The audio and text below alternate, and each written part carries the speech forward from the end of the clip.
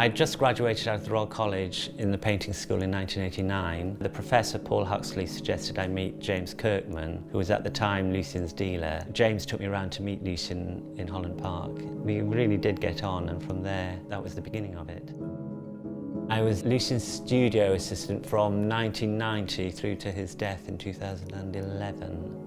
As a painter, I was fascinated with watching the paintings develop in the studio, and I would take photographs of certain paintings. And then Lucian was painting David Hockney, and I happened to be in the studio with David as the painting was close to finishing. Lucian had just popped into the kitchen. As Lucian came back into the studio, I just happened to have the camera to photograph David with the portrait.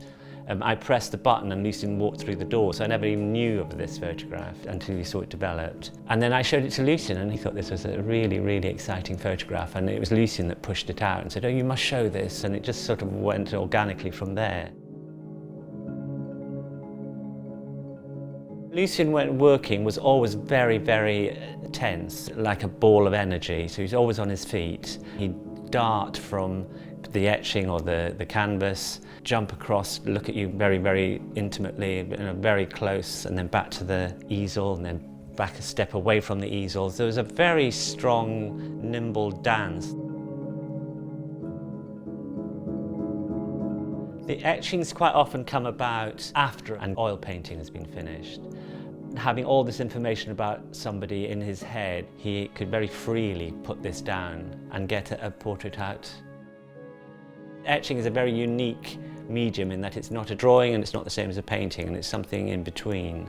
You know, it's more of a graphic work in some ways. He did a few etchings very early on in his career in the 1950s, and then had a big break for 25 years. So the return to etching, I think he just really, really enjoyed the medium. I mean, he sort of embraced it, and then had, from the 1980s through to his death, an amazing body of work has come through.